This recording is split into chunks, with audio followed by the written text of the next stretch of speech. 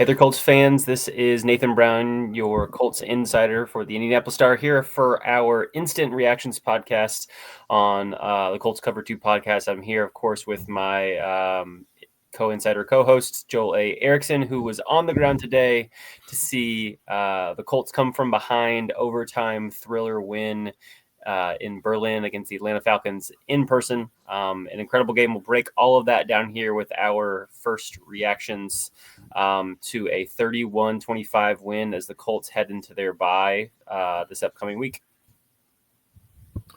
Yeah, I am very punchy.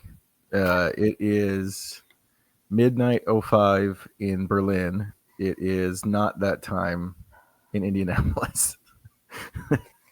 Joel speaking to us from the future in Monday already. That's true. It is Monday. It is Monday. I will be on a plane back to the States soon. But it's been a very fun trip. These games are really cool. We'll get to some of this in game day observations, which will probably be a long segment today, but a very cool venue. I think that's the thing that's going to stick out for me, is just being in the Olympiastadion or Olympic Stadium was pretty it was very cool. It was also foreboding in a way. If you look up the history of it, you'll see why. But yeah, just a very fun trip, and just the fans over here are really fun. And then they got like, normally you get kind of a terrible game in these European settings, and instead the Colts and the Falcons gave you maybe not like the best played game. I think it was sloppy in points, but you got a really, really thrilling game where neither team was really ever out of it, and they ended up playing right down to the wire. Yeah, absolutely. Again, Colts come from behind victory on the back of Jonathan Taylor's 244 yards on the ground, 3 touchdowns. We've been waiting for a breakout caliber performance for someone who I think is probably still nationally a dark horse MVP contender. And this is one, if there ever is one, ultimately probably needs to have more than one of these to really have a chance at winning that record that's turned into a QB-only award. But really thrilling performance from him. Some kind of bounce-back performances in some ways, even inside this own game, from players like players like Daniel Jones, members of this defense, the special teams unit in lots of different places, and we can get down to all of it here, starting off with your hero of the game, Joel. Hero of the game's easy, and it's really kind of a short. We don't even really have to discuss it. Like, yeah. It's Jonathan Taylor. Like, it felt like the Falcons couldn't see him at the line of scrimmage. I don't have any other explanation for what happened at the end of the fourth quarter. Going, like, if you go back and look at a bunch of those runs, there's like someone in the hole on all of them, and you're expecting to see some kind of contact, and he makes a move, or he sees a hole and takes a dip, or does something, and the next thing you know, there's Jonathan Taylor into the secondary. Like, this was a bad run defense coming in, but man, the way he played late, the run, I don't know what it looked like. I'm curious what it looked like on TV, the 83-yard run, because in the stadium, I think half the people in the stadium thought, oh, he's been stopped, and looked down. Mm-hmm. I mean, I watched the replay back a bunch of different times. It literally just looked like he ran into a brick wall and decided, oh, I don't want to go that way. I'm going to go a different way. And kind of like, it was almost like the defense really, it wasn't even part of the play in some respects, because he literally ran up to a jam-packed line of scrimmage there, offense and defense alike. There was just no hole there. And so he decided, okay, I'm going to try to bust this around the left end, and then took off, and there was no one with any real chance to catch him. It certainly reminded me a little bit of the touchdown he scored against the Titans, that 80-yarder late in that game that kind of helped spring that game open. But in a way, this one was more impressive because that one was almost kind of designed that way, if I remember right. Like, it was supposed to be kind of an end around play. Jonathan, and basically made this play almost entirely himself, and that's what made it all the more impressive. Yeah, he tried to give lots of credit to Michael Pittman and Alec Pierce for being good blockers on the edge, which they are. But I don't think he was thinking that in the middle of that run. Yeah, no, Jonathan Taylor, just like I said, enough said. Who do you have for hero of the game? I mean, I've been struggling to think of someone other than Jonathan Taylor because I think it's just This such is an the kind of obvious game. one. This is the kind of game you just give it to him. Yeah, like I mean, it's without, and we'll get into parts of this later in the game. Like there were some great things that every corner of this Colts team did today, but ultimately, this is not a game that the Colts win if Jonathan Taylor isn't the undoubted hero of this game. I mean, you can go to the fact that it took a 44-yard field goal in the final minute just to get this into overtime. And Jonathan had already surpassed the 200-yard mark. He already had 2 scores, and it still took something like that just to get this game there. This was a game that luckily this franchise has a bye week and can go back and look at a lot of this tape ad nauseum to figure out ways to fix some of these holes and imperfections, some of which we've seen now for a couple weeks in a row against 2 different teams. But this is a game that the Colts do not win without Jonathan Taylor. Yeah, what I wrote today was just that maybe we're all underestimating him, including us and the fans, which might seem tough to believe, but I actually did have that suggested to me by somebody today in the Olympia Stadion. What do we have for villain of the game? Who do you have for villain of the game? I'm still working on this one. You go first, and I will make a decision here after you make your pick. So it was really hard for me to have a good handle on this. So I'm not going to make it an individual person, because one of the things in the stadium is that in most of the stadiums we go to, you have screens above our head where we can watch replays and get a better sense for who missed blocks. This one does not have those. They just had two. I want to say jumbotrons, but they're not. They're like, it felt like they were like, I don't know, oversized TVs in the end zones for people to watch. They're bigger than that, but compared to what we have in America, it seemed really small. Like, for instance, we didn't see a replay of the run in the stadium, which is kind of wild. Yeah. But yeah, we didn't see one in the stadium. Anyway, I'm just going to go the offensive line. Daniel Jones probably held on to the ball too long on some of these, but it just feels like from what we saw from them early in the season, they just haven't been able to do it the last couple of weeks. And this is a blitz team. You expect them to get pressure, but also this used to be a really good team against the blitz. So I don't know what changed, but 12 sacks in 2 weeks is just an enormous amount. Yeah. I have a semi-related pick. My villain of the game is the version of Daniel Jones inside a crowded pocket under pressure. There's a flip side to that I'll get to in a second. But, 7 sacks today. Some of them like nearly backbreaking, including the one that he then responded to with a 19-yard scamper when he was flushed out of the pocket there on coming down the stretch. What really kind of felt like almost a game-ending one. This team still had 2 plays, and with 21 yards, like you still feel like there's a chance there, but you also know that you probably can't. You can't run with Jonathan Taylor there on 3rd and 21, so you're going to have to air it out. Daniel Jones is going to have to drop back again, and so there were points in this game, big pressure moments where immediately when the ball was snapped, if you saw either a blitz or just a pressure, and there didn't seem like there was going to be a way for Daniel Jones to get out of there immediately, you almost just kind of chalked it up to a sack, or certainly nothing that was going to happen, because for whatever reason, whether Daniel or the offensive line or something in the middle, he's not able to either fire off a pass to someone open, or not even really able to get rid of the ball very well. I mean, I can't think of too many plays where he just dumped the ball off for an incomplete pass to try and survive another day. It just felt like for the second weekend in a row, if you were getting contained pressure on him, you were winning that play, and we saw that a lot today. Yeah, it's a weird stat line where it looks like he played pretty well, and there's some plays he made late when he had to that helped them win this game. But 19 of 26 for 255 yards. That extra number actually looks really good when you consider the fact that the Falcons have only given up like more than 210 yards to a passer just like one other time on this season. Yeah, and it was last week, right? Yeah, but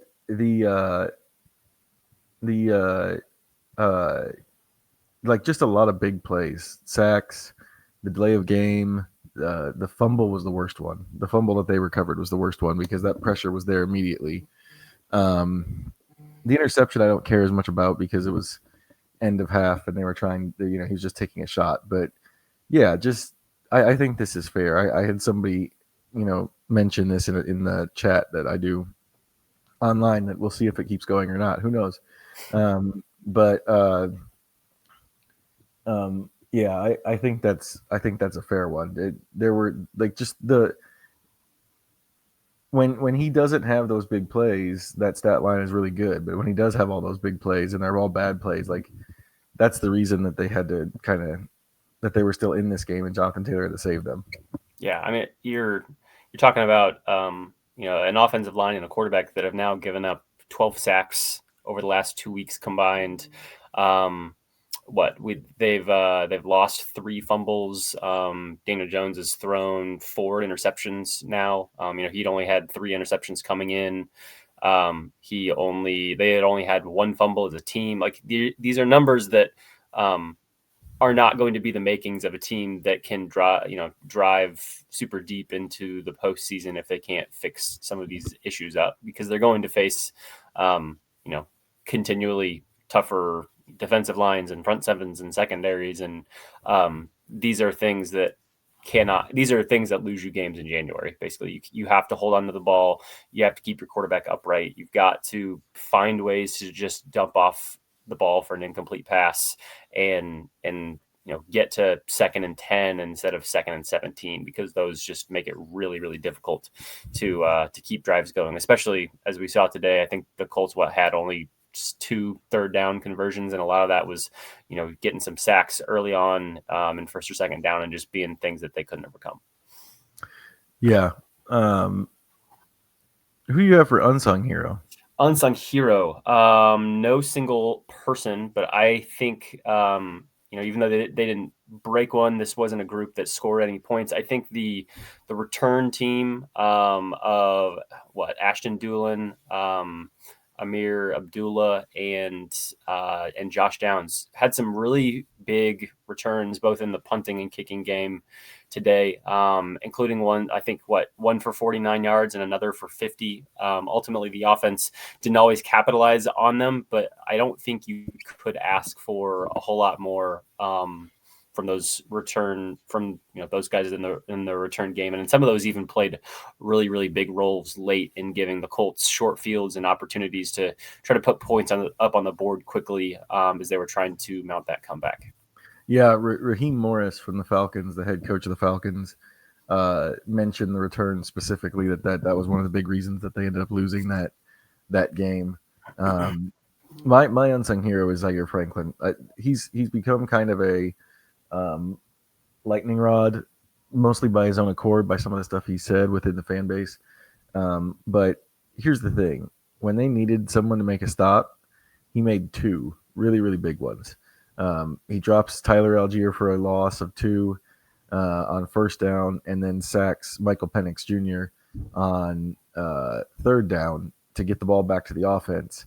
And really, once they got the ball to Taylor after one throw, that game was over right about then and there. So just a really timely performance from a guy who really hadn't played all that well this year, or hasn't played up to his standard this year. But he was pretty good today. Yeah. And huge on that last drive. Yeah, I mean, there was that sack. I know that the Falcons offense wasn't really doing a whole lot up until then, and part of that was from Zaire. But they're with weapons like Bijan Robinson and Drake London and Kyle Pitts.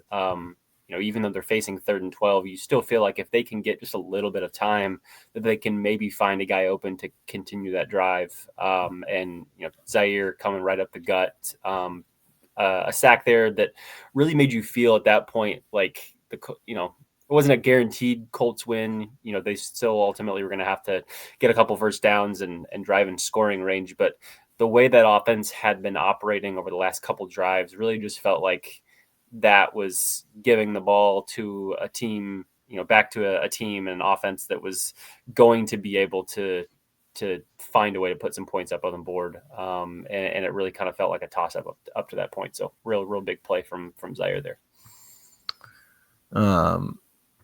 Yeah, I think the defense is probably not going to get enough credit, and maybe they shouldn't because Penix was pretty inaccurate. But overall, the numbers end up looking pretty good. Mm-hmm. He was just 12 of 28. That's pretty bad. But there were a significant amount of throws in there where so these international games you could there's only so many beat writers there, so we're all sitting next to the Falcons writers, which is different than normal games where they're on a different part of the press box, and some Stephen Holder and James Boyd and I kept saying, man, he just misses sometimes. Mm-hmm. And they were going, yep. There's just some throws that, we just don't know what's going on with them. So that's definitely something that is a part of the defensive thing. But Franklin coming up with the 2 big plays late was pretty huge. What are we on? Unsung villain? Yes. I'm really pretty. Unsung villain of the day for me is going to be Latu. He needs to be so good for them without Buckner. They don't have Buckner now for at least the next 3 games. It could be long. I get the sense that maybe it could be longer than that. And 3 tackles today, no sacks, no quarterback hits. And essentially the only way that this pass rush got home was by blitzing because they had 3 sacks, 3 quarterback hits.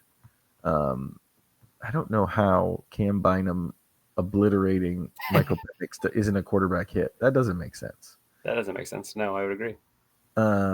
But yeah, this pass rush needs more, and it needs a leader, and that should be Latu. Yeah, that's a good one there. My unsung villain of the game, I don't know that it's entirely fitting. Again, this is his debut game with the Colts, but Sauce Gardner, really probably 2 of the few times that we saw him on the screen or heard his name mentioned were just a couple mistakes or plays that could have been bigger. The first one where he did a great job of disguising what he was doing on a passing play over the middle of the field, kind of, I think just, played a little bit off. I think it was Drake London, if I remember correctly, and then darted right back in the line of Michael Penix's pass, and ball just hit his hand. I'm immediately thinking back to the video of yours from Wednesday's practice that went unnecessarily viral for ridiculously. It was the only one I shot, guys. It was the only one I had that was usable. I'm not good with iPhone zoom. But I mean, it that was one of the things that we heard coming in, with him joining this team. He, for as great as he has played over the majority of his 4 years in the league, he's only caught 3 interceptions, 2 his rookie year, none the next year, or 1 the following year, and has none so far this year. So, when I was, going through comments or posts on Twitter, a lot of Jets fans are talking about how, good job giving up 2 first-round picks for a guy who can't catch interceptions. And that was one of the first impressions that we saw of him there. Again, a great pass breakup on a key play, but something that could have been a lot more, and something where you feel like he's thinking a little bit too much maybe of what could have been a pick 6 and should have been an interception nonetheless. And then the other play was on that 2-point conversion completion to Drake London. Sauce Gardner just kind of loses his footing on a great cut to the corner of the end zone, and Drake London immediately gets a step on him, and it's a pretty easy pass and catch there. So I think he had a couple tackles, maybe a pass breakup in there or two that I can think of, but wasn't necessarily like a lockdown performance. Again, Michael Penix only completed 12 balls, but just about all of those were to Drake London, who he wasn't on the entirety of the game, but spent a good portion of it shadowing him. And London, of course, still had a pretty standout performance. One of the few guys that really felt like he was on it pretty much all game for the Falcons there. I don't want to see Jermaine Pratt cover the other team's best receiver again. Goodness gracious. It happened 3 times. Yeah. Why?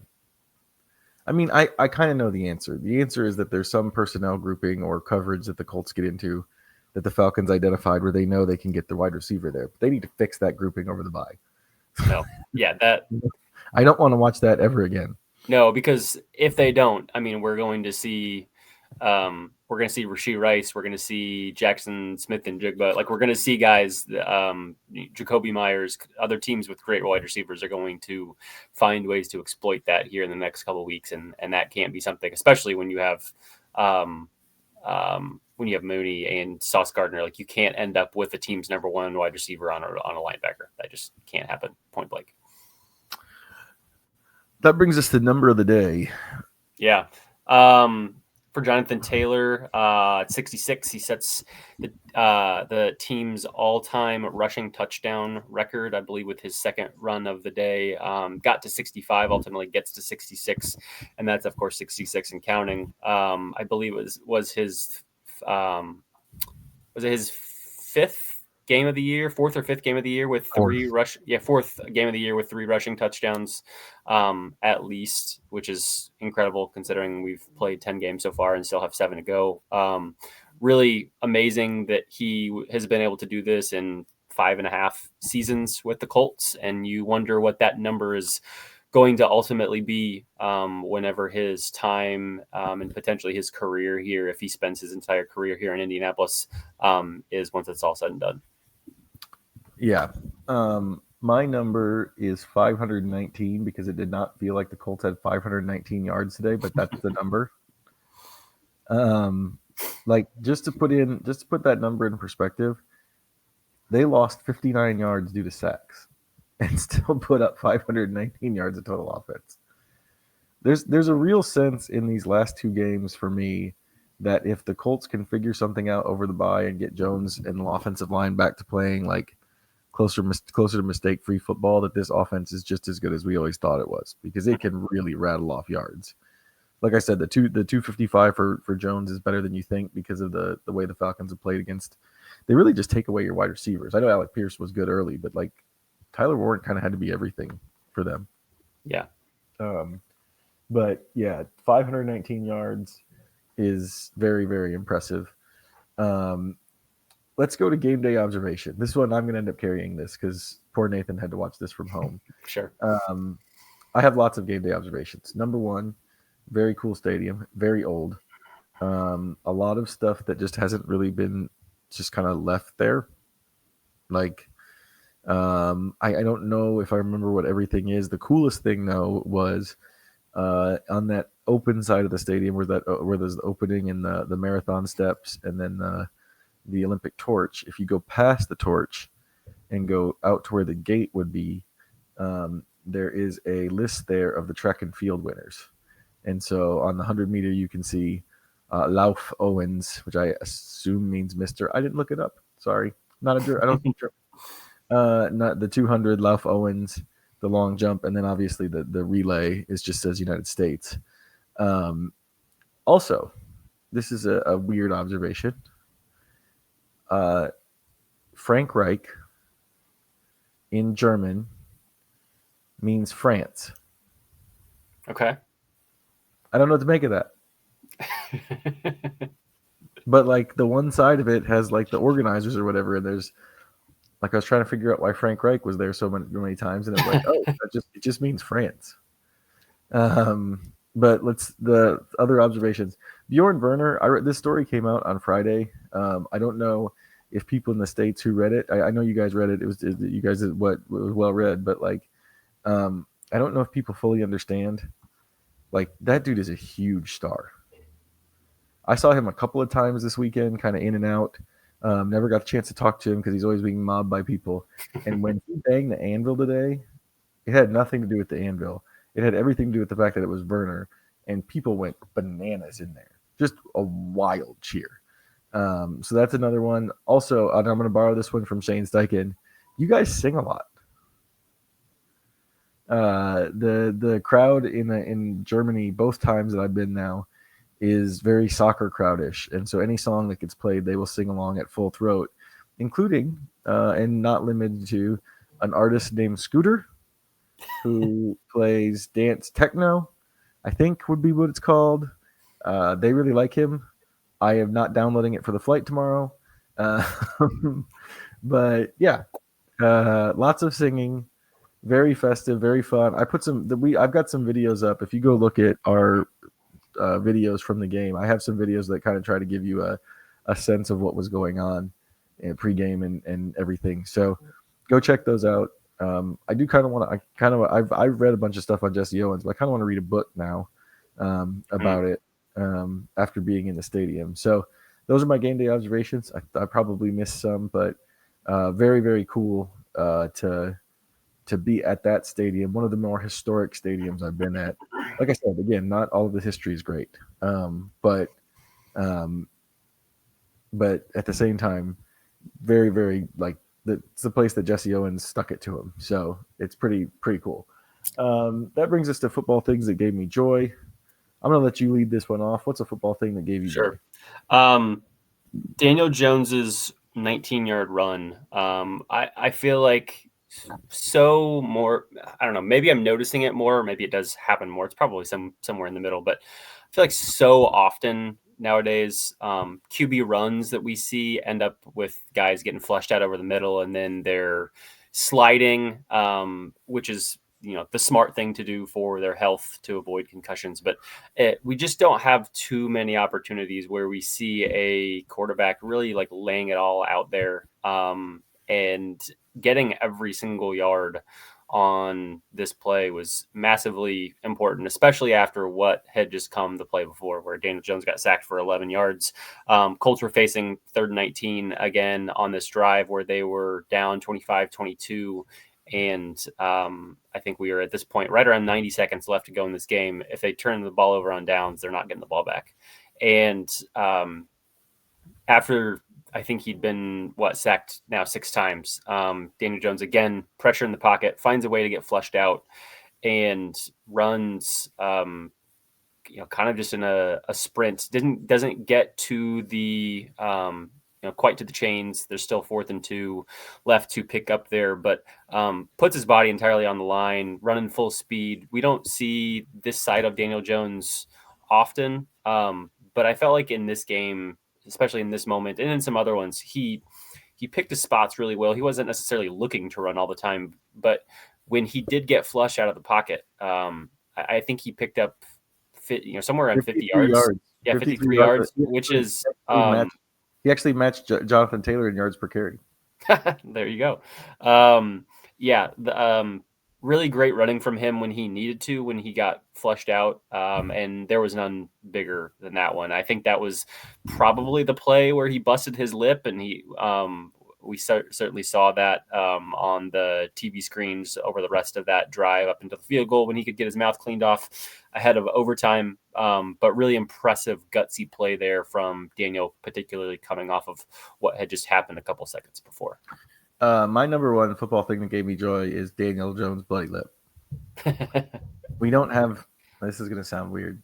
It's rare that we get the opportunity for like bloody faces in football, but like, I mean, I think any of us who grew up with football remember a book or a magazine or something with like a like butt kiss, or the one for me was Chuck Cecil, where they got like their nose bleeding or whatever. It just feels football.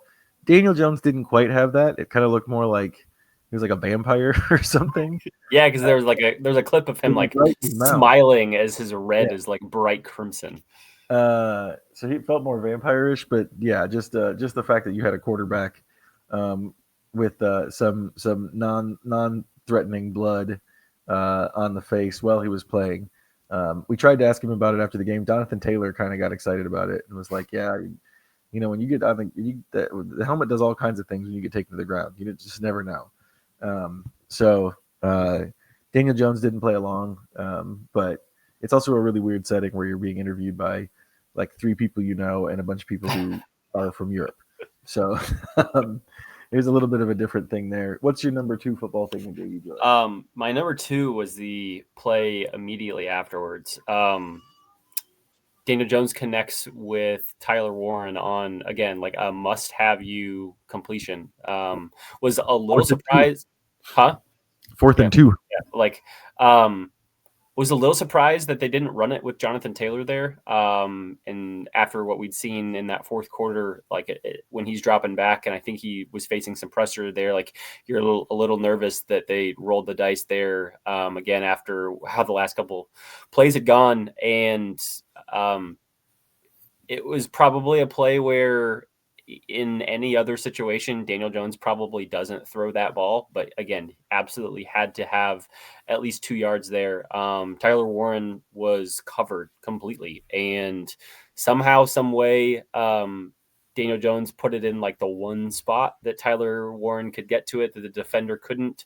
And even after the completion, like Tyler still had to kind of hand fight for it a little bit, secure the ball, pull it in, and then even spring free. I was wondering if that completion initially was going to be, like a completion for like 1.5 yards when they needed to, and then he springs it free for 10 yards. And that was the combination of those 2 plays kind of felt like the game and the momentum kind of hinged there a little bit, and you started to feel a little bit more like the Colts had a chance there after seeing those 2 back-to-back.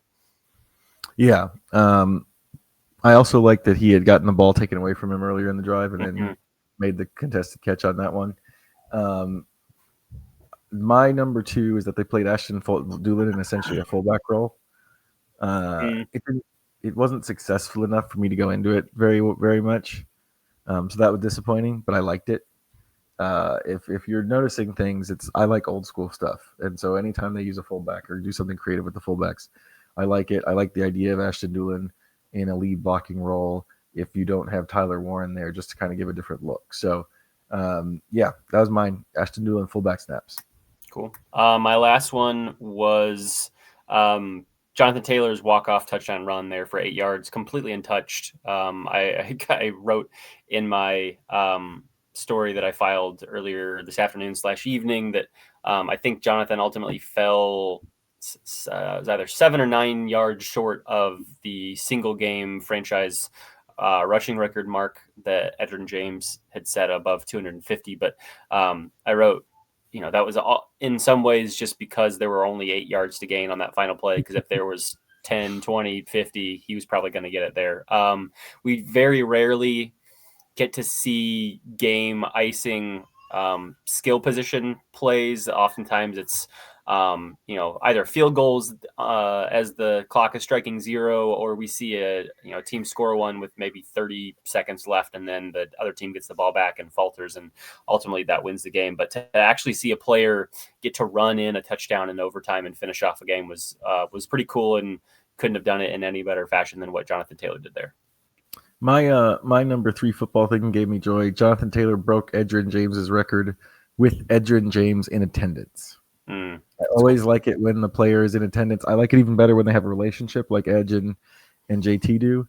And so, I think that's always fun. Edge was all over the place. Him, Dallas Clark, Werner, those were like the Colts that were around a lot this weekend. And to have him there for that game when he breaks the record, just a very, very cool thing to see that kind of performance with Edgerrin James in attendance. That brings us to some of the categories here where we've got like a little bit more. These are going to carry a little bit more weight because they're going to have to carry us for like a week. We have the bye week coming up, and we'll start with too much credit, too much credit, too little credit. We'll go with too little credit. Who's getting too little credit for today's win? Ooh, too little credit. I don't know. I feel like it's weird the way the game kind of ebbs and flows for him. Alec Pierce didn't catch a ton of balls over the back half of the game, but again, this definitely happened last week in Pittsburgh. I feel like you get a couple early completions to him going, and it kind of just gets this offense in a great flow. Like, you feel like things are moving. It spreads things out a little bit, and he had some great early catches there to kick this off. Ultimately, it's Tyler Warren and I think one from Michael Pittman in terms of completions late in this game that are kind of help putting this to bed, along with Jonathan Taylor. And ultimately, Daniel Jones wasn't completing a whole lot of passes late in this game because he didn't need to, because this offense was riding on the back of Jonathan Taylor. But I really feel like there's probably something to the way in which Shane and Daniel Jones look to Alec early to get this going, because he, again, a second week in a row has come up real big with some big balls early. My too little credit is going to go Cam Bynum. That sack fumble was really huge early in the game. They'd gone down, didn't get points, and the Falcons were kind of moving the ball a little bit, and then he gets the sack fumble, and it really just kind of put the Colts in control there for a little while in the first half. And I thought that's a big play for a guy who, he plays free safety. He doesn't get a ton of chances to get his hands on the football, although he does have 2 picks this year. But he really, really made the most of that blitz. Mm-hmm. It's a good one. Too much credit. Mine is going to be Shane Steichen. I know there was a lot of talk after last week's loss to the Steelers where Jonathan Taylor only rushed 14 times for 45 yards, and there was this notion that the Colts just didn't run the ball enough, and that was why they ended up losing the game. I think you wrote a great piece, and we've probably talked in the pod a couple times since then about how this was just an offense that wasn't able to pick up more than a couple yards against the Steelers on the ground, like very consistently through the first half, and even the couple times that they tried it early in the second half. And once you're down, and if you've got a run game that's just not very effective, you'd be really silly to continue going back to that again and again, no matter who you have in your backfield. And I felt like today, going up against a run defense in Atlanta that is as weak as we know they were coming into this. Yes, Jonathan Taylor rushed the ball 32 times, and he carried the bulk of the offense over the second half, and especially some drives where I think he rushed it 9 of 12 times. I think he rushed it 6 of the 7 plays in the final drive before his touchdown, the end of the game.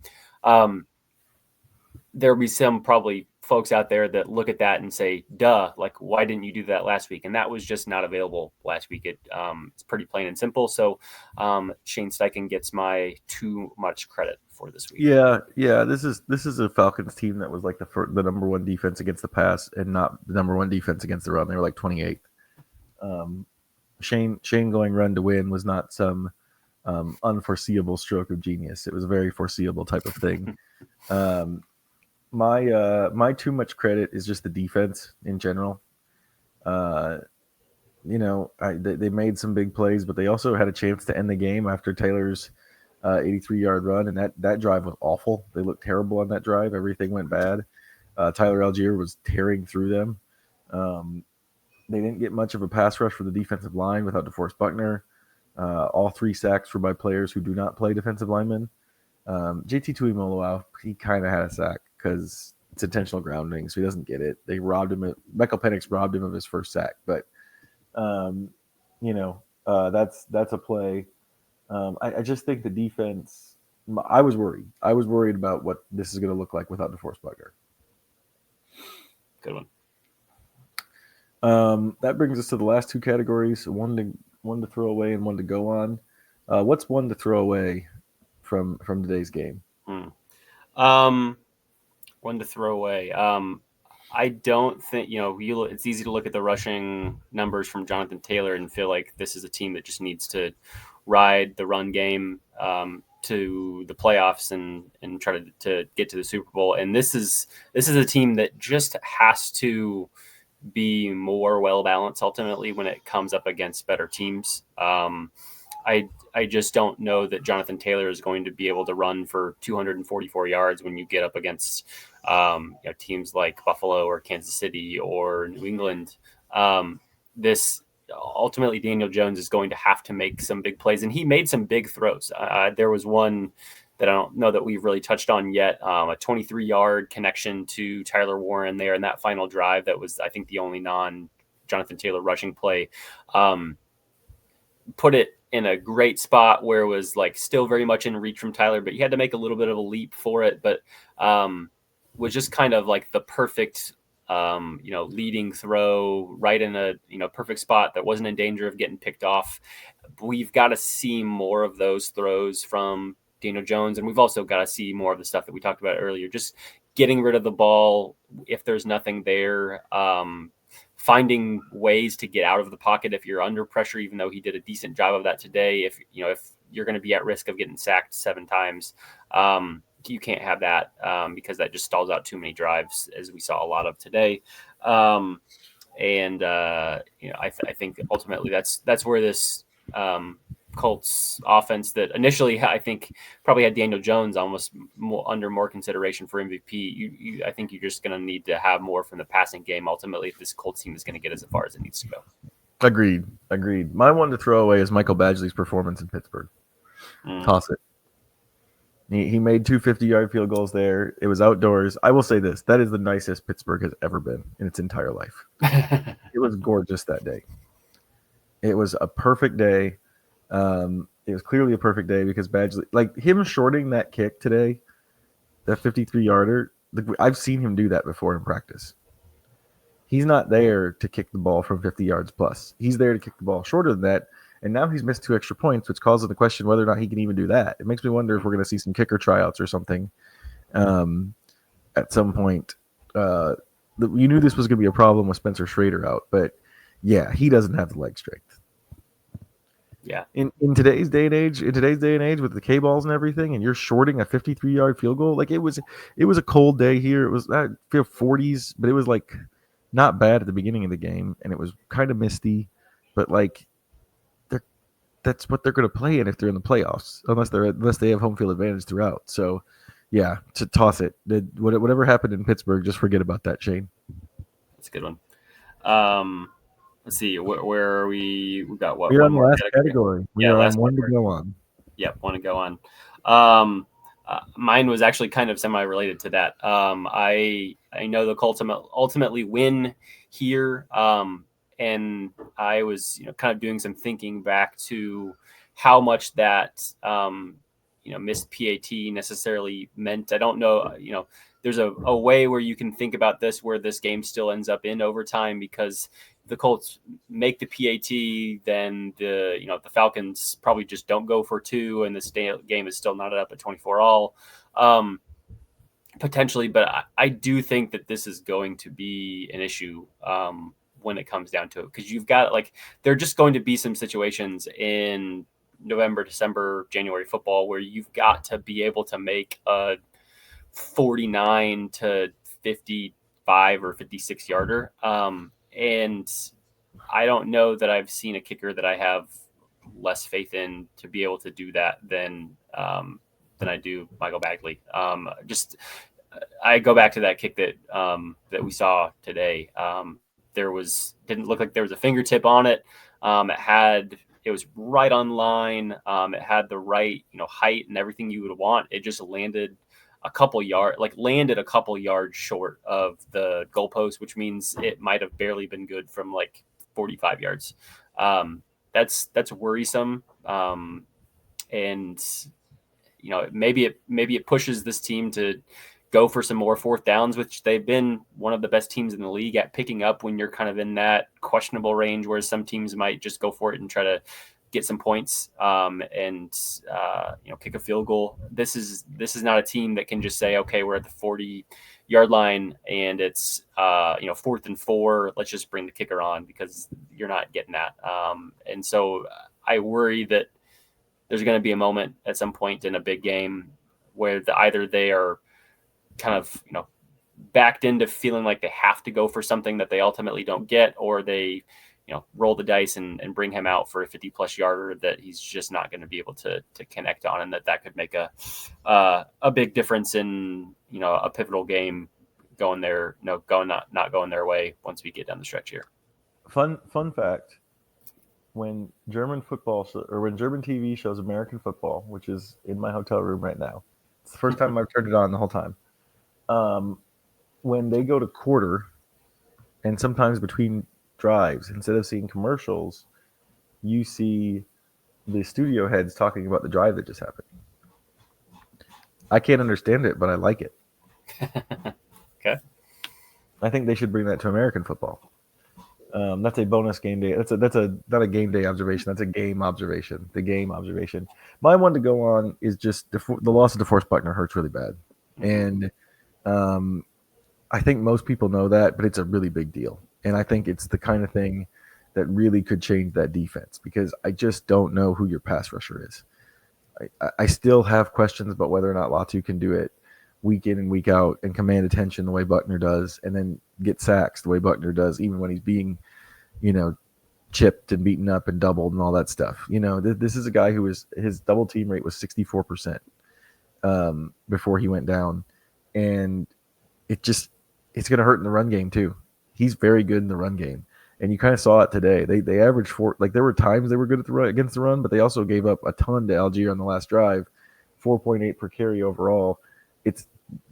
This is, to me, the Schrader thing. I think you were right to point that out. The kicking thing is one of the things that's been hanging over this team. But whether or not Buckner, whether or not Buckner comes back healthy, whether or not he's ready to go, I think is huge because I think that's the kind of loss that maybe sinks you in the end. And it should be pointed out because I know there was some confusion on this, and I was even I'm 90% sure, but I needed to even double check it myself. He is out for 4 games, not just 4 weeks. So correct. He does not get to bye. Yeah. So he will miss this game up against the Chiefs. He will miss the home game against the Texans, and he will miss their road game against the Jacksonville Jaguars. The earliest he can come back is their road matchup in Seattle against the Seahawks, and we will have to wait and see if he's even necessarily ready for that one. Yeah, Shane said hopefully he'll be back. He said that publicly. That's not what Shane usually says. I think there's lots of reason to be concerned there with DeForest Buckner. There's some clouds. As good as the 8-2 start is going into the bye, there's some clouds and some stuff they've got to fix. And I just don't know how you fix Buckner. I don't know how you replace that guy. Yeah, I don't think you can. I mean, maybe. In some ways in the passing game, the only way to fix it is to have Mooney and Sauce Gardner, 2 lockdown corners, just making it really tough to find windows for the passing game to operate. And so that gives your guys just, another second or two maybe to run and try to get to the quarterback. But that's, probably a glass half full way to look at it. Mooney is still not back yet. Sauce, as we saw today, still, has some work to do. Luckily, I think a bye week is massive for him. Just be able to get some rest, get collected a little bit, and spend a lot of time poring over this film and chatting with Lou Anarumo and the other members of that defensive coaching staff just to try to get maybe just a tiny bit more on the same page of everyone. But that's just from a pure defensive line attack to both the run and the pass on defense. It's going to be probably you would say an impossible hole to be able to fill when or if he can come back this year. Best thing I ate in Berlin was a doner kebab. It's fantastic. How'd you spend your off day? I walked 30,000 steps. Whew. Okay. I walked all over the city. If you go to what's her name? Triumph of Victory, something like that. It's a giant statue commemorating wars leading to the unification of Germany. It is in the Tiergarten, which is kind of like Central Park. But I thought I could walk all the way there because it was like a mile and a half ish, and then I could take a train back to where I was or to where I wanted to go next. There are no trains in the Tiergarten. So I had to walk back out, which it's not that far. But yeah, I walked all over the place. That's kind of how I experience cities in general. New ones is I like to try to walk because you don't know what you're going to miss if you always take the train and the next thing. Yeah, very, very neat. This is better trip than Frankfurt. Better trip than Frankfurt, I think, by quite a bit. Yeah. I'm still holding out hope for the next game to be the Chargers in Greece. That's what I want. The Chargers are the only team. The Chargers are the only team that has a partnership with the nation of Greece or whatever, however they say it in NFL International Series. And I didn't like SoFi, so I'll trade it. Listeners of this podcast know that what I really want is just the Colts to play the Jaguars anywhere other than Jacksonville every year from here until eternity. But I don't think I'm going to get that. So my new plan is let's see Colts Chargers in Greece whenever the next time that is. That's a good one. Did I see you right that I don't know if it was just the Colts fans or football fans at large drank the bars in the fan zone out of beer on Saturday afternoon and evening? I don't know. I saw some signs from some fans. That would be a feat. Posted, I don't know, this could have just been one place and it was kind of an anomaly, but like a sign posted at like 8:45 local time that said we are sold out of alcohol. So that was interesting. I know those fan zone places, especially where the Colts had theirs set up, was packed like all day long. I kind of like went in and was on the fringes of it because I don't love places where I can't move. So, especially if I'm by myself. So I kind of walked in and out of that. But yeah, walked around the whole city. I think I saw most of the bigger landmarks. I didn't, went to the Berlin Wall. One of the there's several Berlin Wall memorials. In fact, I could tell you that there's like four regular members of the Colts beat here. 3 of us saw 3 different walls. So, there you go. So very fun experience. But also very, very glad to be getting on a plane and coming home. Yeah, we hope you avoid these flight cancellations and get back on time, even though it is supposed to be like midnight, Monday night / Tuesday morning for you. Wish you safe travels there. And Nathan, if you hear this before Shane talks on Monday, Nathan has you because I will not be anywhere near. I'll be over the Atlantic somewhere. Yeah. Yes, that's right. We will hear from Shane Steichen on Monday afternoon, I think around 3 p.m., if I remember right. Get some more questions answered, maybe some more information on DeForest Buckner's injury timeline there, and we will get through this off.